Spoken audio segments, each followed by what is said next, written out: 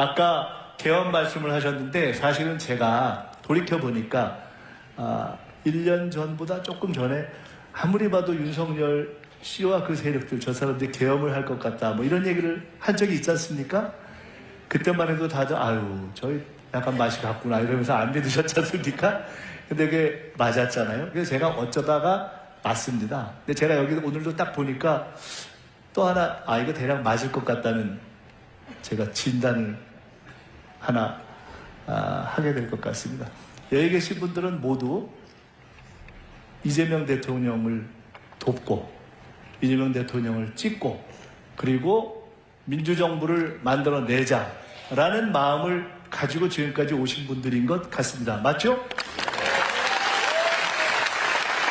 오늘 자리는 그런 여러분들과 함께 그런 국민 여러분께 저희가 6개월간 이렇게 달렸습니다 하는 보고를 드리는 시간이다 이렇게 생각해 주셨으면 좋겠습니다.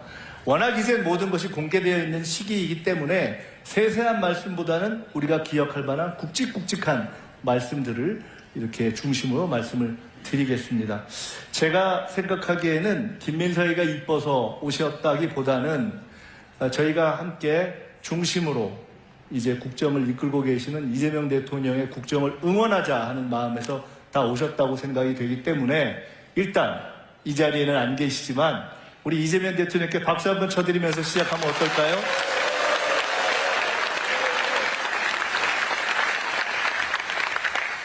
우선 간단하게 이야기를 시작하기 전에 그냥 몇 가지 수치를 살펴보겠습니다. 성장률, 경제가 어떻게 돼가느냐? 여러분 이게 제로, 그러니까 0입니다. 이 밑으로 가면 마이너스죠. 이 마이너스를 완전히 바닥을 기었던 시기가 윤석열 시기입니다. 그런데 이게 마이너스에서 딱 꺾어져서 다시 올라가기 시작한 시간이 언젠가 기억을 되돌이켜 보시면 윤석열 탄핵이 결정됐던 시점. 정말 나라가 암울해 보인다 하는 시점에서 탄핵이 딱 결정된 시점부터 우리에게는 새로운 희망이 생기기 시작했던 것이죠. 경제에서 잠재 성장률이라는 게 있습니다. 쉽게 이야기한다면 내 체격에, 우리나라 체격에, 지금 정도의 키에, 지금 정도의 펀치력을 가지고 우리가 정상적으로 뛰면 어느 정도 펀치를 날릴 수 있겠느냐, 어느 정도 체력을 발휘할 수 있겠느냐, 그것을 한국 경제가 지금 기본을 가지면 발휘할 수 있는 성장률이라고 해서 흔히 잠재 성장률 이렇게 이야기하죠. 근데 사실 지금 대한민국은 우리의 기본 체력에 맞는 잠재 성장률도 발휘하지 못했다. 우리가 생각하는 잠재 성장률, 일반적으로 경제학자들이 이야기하는 잠재 성장률이 대략 1.8에서 2 정도라고들 이야기를 합니다. 마이너스로 갔던 한국 경제가 회복되기 시작해서 이제 경제학자들이 혹은 한은에서 혹은 IMF에서 분석하고 전망하기를 내년에는 1.8, 이제 우리는 우리 키와 우리 체격과 우리 체중에 맞는 정도로 뛸 수 있는 정도로 회복될 것 같다. 조금 더 긍정적으로 보는 분들은 저게 한 2까지도 갈 수 있겠다. 이렇게 분석을 하고 있는, 종합적으로 얘기하면 우리는 이제 적어도 수치상으로는 반등을 시작한 거죠. 이것은 소비 심리입니다. 100이 가운데입니다. 100보다 낮으면 야 이거 영 아닌 것 같아. 100보다 높으면 좀 괜찮아질 것 같아. 경제학자들한테 여쭤보니까 6가지의 변수를 종합해서 소비 심리를 종합한다고 하더라고요. 내가 더 쓸 것 같아. 남이 더 쓸 것 같아. 경제가 어떻게 될 것 같아. 이것이 종합돼서 지금은 최초로 소비 심리가 지난 몇 달간 쭉 올라와서 110대까지 올라와 있습니다. 코스피 추이는 사실 더 말씀드리지 않아도 될 것 같습니다. 윤석열 정부 시기에 2000대에서 그냥 왔다 갔다 횡보를 하고 버벅거리던 것이 우리가 지난 대선 때 기억하시면 5천을 목표로 하겠다, 중장기 목표로 하겠다고 했을 때 많은 언론인, 특히나 야당 등에서는 비판을 넘어 비난까지 했었는데 지금 이미 우리는 4천대를 넘어서서 있습니다. 이 지금 쭉 올라갔다가 조정 기간을 거쳤는데 제가 바로 직전 어제까지 이거를 이 업데이트, 가장 최근 것까지 반영한 것입니다. 4020. 물론 어려운 점들이 남아 있습니다. 최근 우리 모두가 걱정하는 환율 문제가 남아 있고 특히 수도권에 있어서의 문제가 있는 부동산 문제 등이 있지만 그러나 누구도 부인할 수 없는 것은 전체적인 경제에 있어서의 큰 흐름은 반등되기 시작했다. 경제가 심리라고 하면 결국 가장 본질적인 문제로서 이재명 정부에서 경제가 살아날 수 있을 것 같다, 살려야 되겠다라는 국민들의 마음의 합이 시작된 것이죠. 지난 6개월 동안에 국정에 가장 큰 에너지를 쏟고 국민들이 가장 걱정했던 것은 무엇이냐? 한미 관계입니다. 그 중에서도 한미 관세 협상이죠.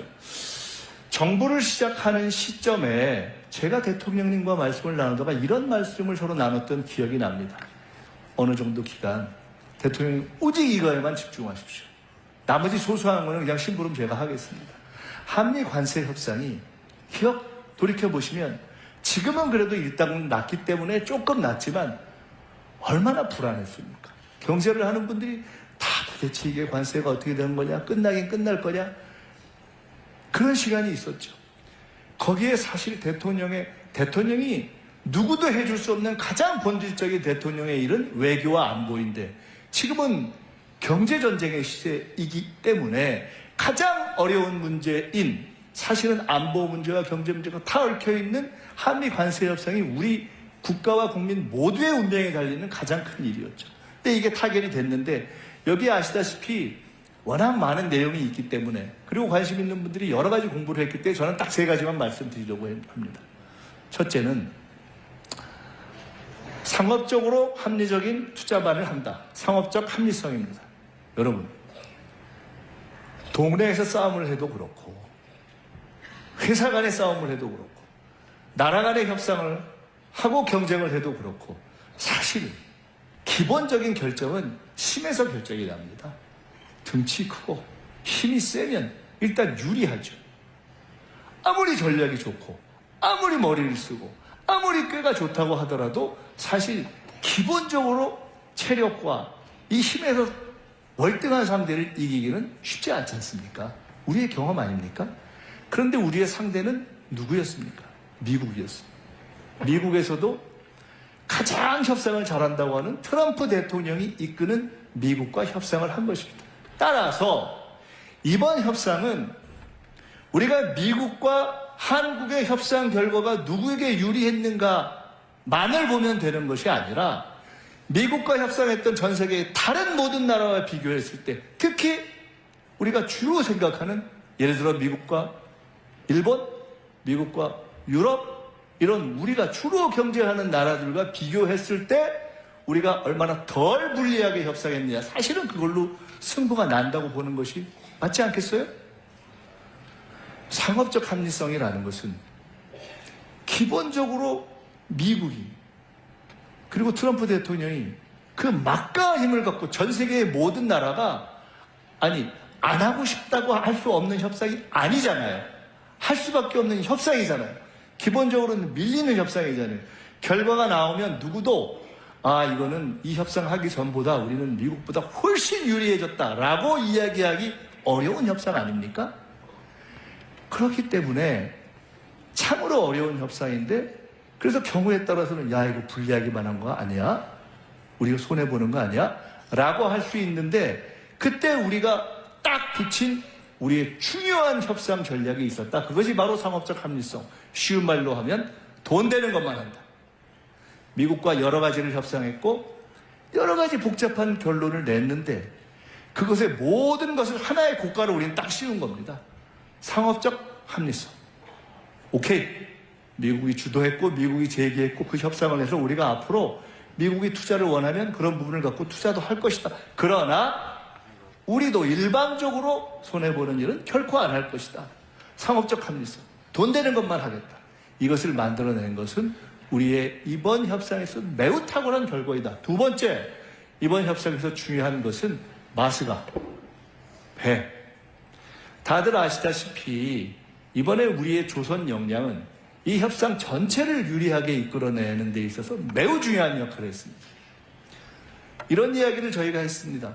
충무공 이순신 장군께서 시작한 거북선의 역사로부터 시작된 어떻게 보면 양무호남 시무국가의 그 원천이 될 수 있을지도 모르는 그때 시작된 우리의 조선 역량.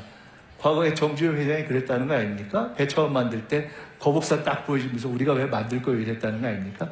근데 그것이 미국이 미국과 중국과 경쟁하는 이 시기에 미국이 가장 필요하고, 근데 미국이 가장 없고, 그런데 한국이 제일 잘하는 바로 그 조선이 딱 우리에게 있었기 때문에 그것을 소위 지렛대로 해서 많은 것들을 해결해낼 수 있었다는 것이 매우 중요한 포인트입니다. 근데 그것을 우리가 협상 초반부터 정확하게 판단하고 여기에 집중하면서 이것으로 협상을 끌고 가야 되겠다라고 판단하는 것이 대단히 탁월한 전략이었던 것이죠. 여기서 하나 생각하고 싶은 것은 대통령께서 이런 말씀을 하셨죠. 이번 한미 관세 협상을 하면서 끝났을 때 뭐라고 하셨습니까? 정말 국력을 키워야 된다라는 생각을 많이 했다.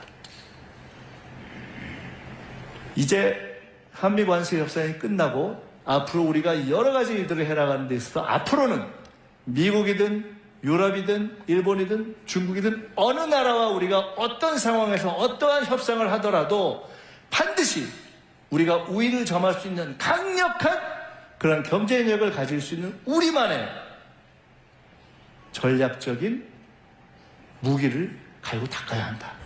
조선뿐만이 아니라 그것이 우리 대한국민에게, 대한민국에게 주어진 역사적 과제다. 그런 무기들을 여러 개 가지고 있어야 우리는 당당하게 갈 수 있다. 이것이 두 번째 교훈이라고 생각합니다. 세 번째, 시간입니다.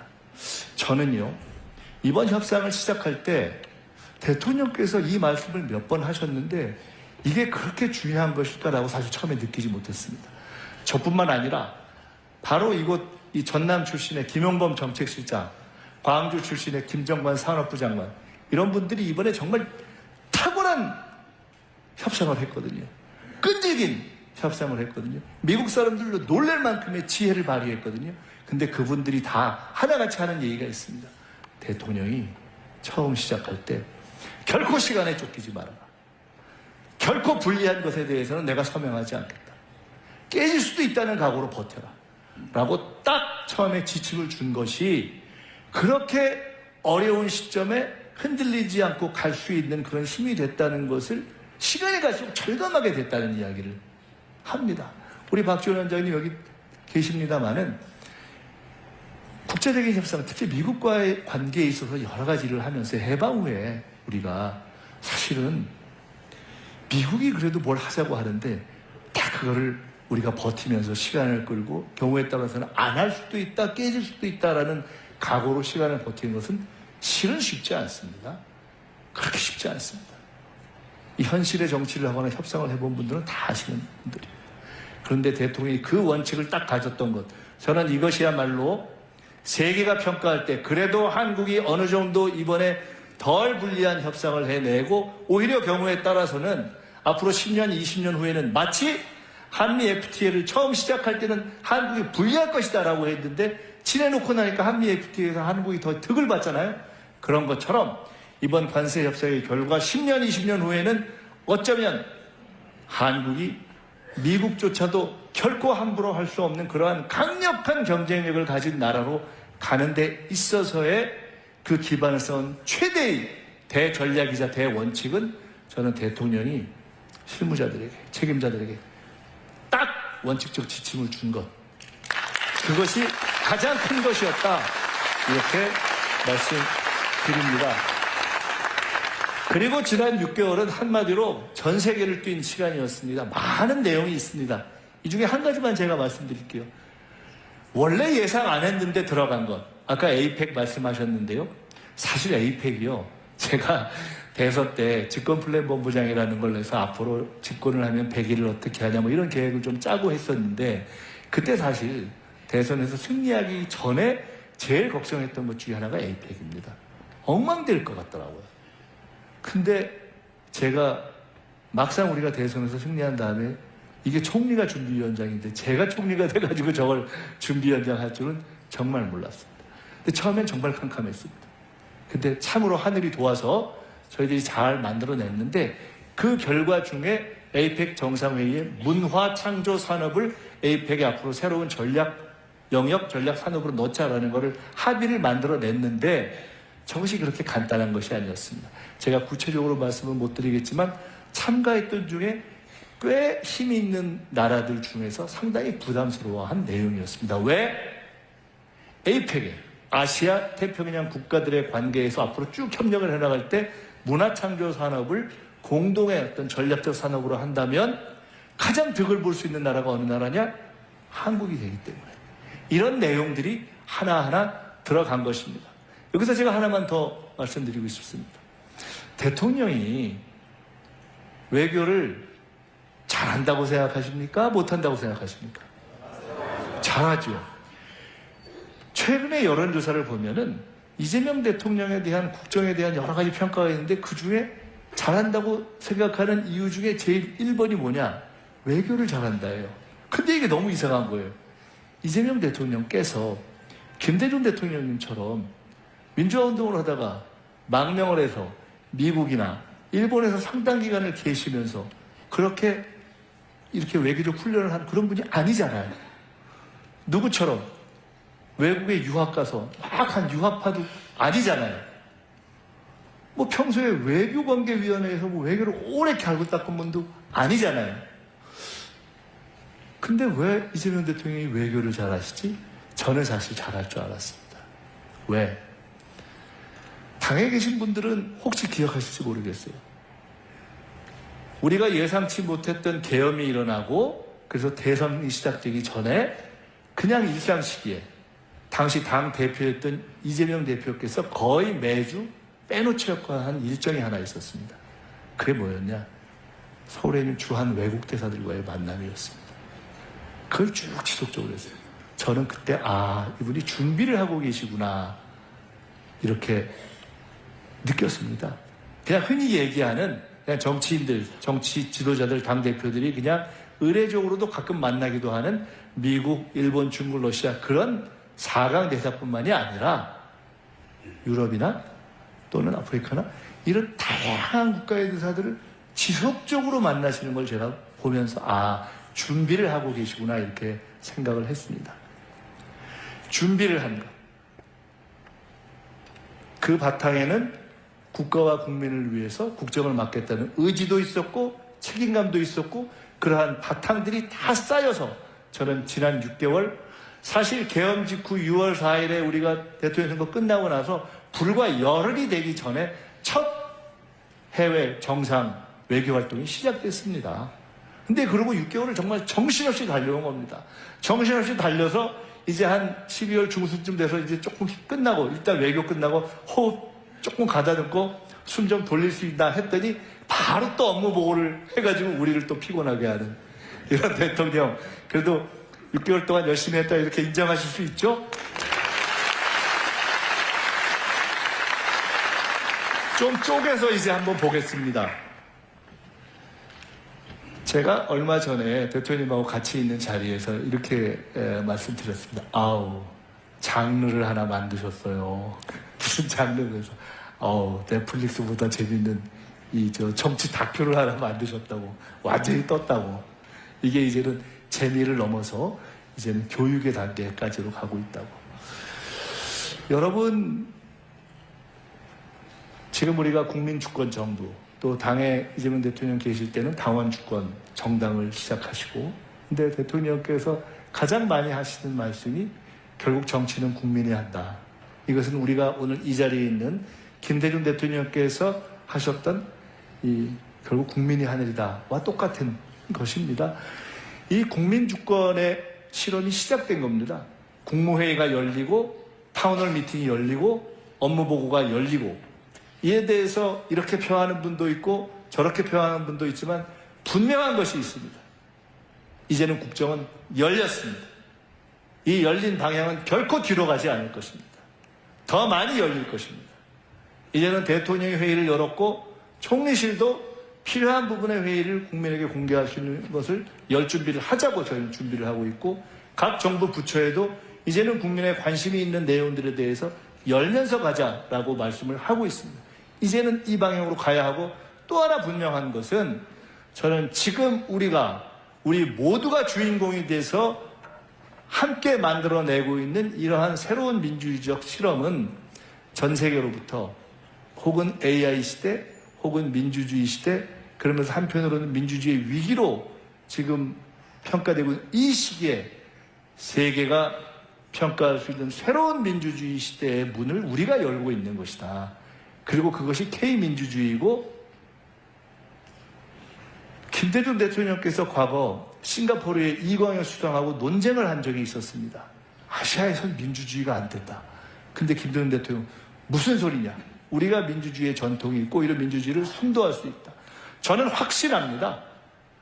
지금부터 5년 내에, 그리고 5년 후에 대한민국은 지금 이재명 대통령과 국민주권정부와 그리고 우리 모두가 함께 만들고 열고 있는 이 새로운 열린 민주주의의 실험을 통해서 전 세계에서 미국보다도, 다른 서구 나라보다도, 다른 어느 나라보다도 더 앞서가는 K민주주의, 세계적인 민주주의 선도국가로 갈 것이다. 확신합니다. 이것은 그냥 관념적인 민주주의가 아니라, 여러분, 저는 정치를 쉬었을 때 미국에 가서 잠깐 공부를 했거든요. 그때 제가 이런 생각을 했습니다. 미국의 최대의 수출품이 뭐냐? 전 헌법이라고 생각했습니다. 이제 대한민국의 최고의 수출품이 민주주의가 되는 시대가 올 것입니다.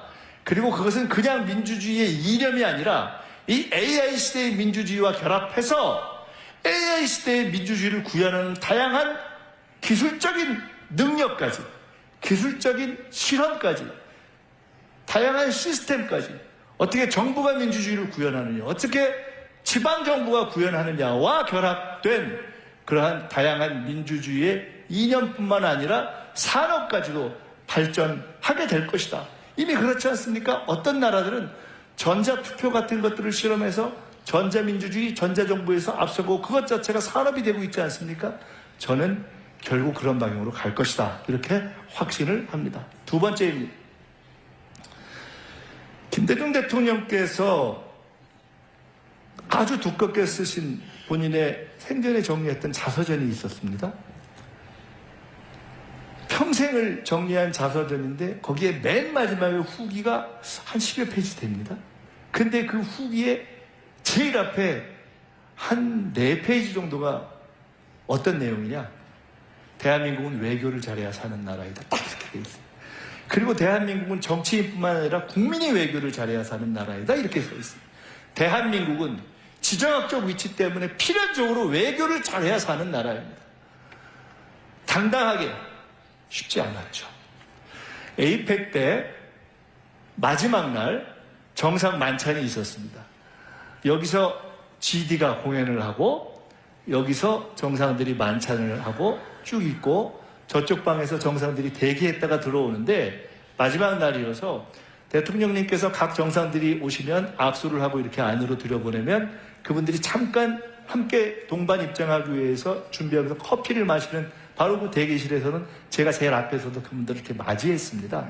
한 분 한 분 오셨는데 제일 마지막에 입장하신 분이 시진핑 주석이었어요. 근데 시진핑 주석을 이렇게 뵈니까 진짜 이 체격도 좋고 포스가 있더라고요. 이런 흥미로운 발견을 했습니다. 그 앞에 서 있는 각국 정상들이 들어와 있었는데 시진핑 주석이 딱 들어오시니까 앞에 있던 정상들이 각자 이렇게 자유롭게 하다가 그래도 시진핑 주석하고 악수를 한 번 더 하려고 이렇게 쭉 하는 그 자연스러운 그런 분위기가 형성되더라고요. 간단치 않죠. 힘이죠. 미국의 트럼프 대통령처럼 중국의 시진핑 주석처럼 그 국가의 힘이 갖는 그러한 자연스러운 결과 아니겠습니까? 그런데 여러분 아시다시피 우리 대통령이 시진핑 주석 앞에서 참으로 당당하게 그러면서도 여유있게 참으로 자연스럽게 할 이야기를 다 하고 그러면서도 그 내용을 만들어내서 우리가 잘 풀어지지 않던 문화, 다시 공연, 이런 문제까지도 풀어내는 그러한 모습을 보지 않으셨습니까? 트럼프 대통령하고는 어땠습니까? 트럼프 대통령이 그렇게 쉽게 칭찬자를 안 하지 않습니까? 트럼프 대통령이 참으로 격찬하는 그러한 결과를 만들어내지 않았습니까? 내용도 있고 최대한 절제하고 예우하지만 그러나 비굴하지 않게 보이면서 우리 국민들이 충분히 자부심을 느낄 정도의 모습을 갖추지 않았습니까? 일본 총리와는 어땠습니까? 일본과의 관계가 쉽지 않지 않습니까? 그런데 이재명 대통령이 처음으로, 보수 대통령들도 그렇게 안 했는데 미국 가기 전에 일본부터 가서 일본 총리 만나고 미국 대통령 만나고 그러면서 한미일 관계를 싹 풀어버리지 않았습니까? 일본이 문제가 많죠. 현재까지 우리와 외교적인 쟁점이 많습니다. 일본이 우리와 풀지 못하는 문제 중에 예를 들어 위안부 정신부 내 문제 같은 것이 있죠. 일본의 역대 수상 중에 고노 외상이라는 분이 있었습니다. 김대중 대통령 때 고노 외상이죠. 아버지 고노 요헤이, 아들은 고노 타로. 아버지도 외상, 아들도 외상. 그 아들 고노 외상이 저와 한 20, 30년 된 친구입니다. 그 아버지 집에도 같이 가서 자고 그랬습니다. 총리 임명장을 딱 받는 날 마침 임명장 받고 쫙 차 마시고 있는데 전화가 왔어요. 보니까 고노 전화예요. 그러니까 일본에 있는 고노 외상 전화가 왔다고.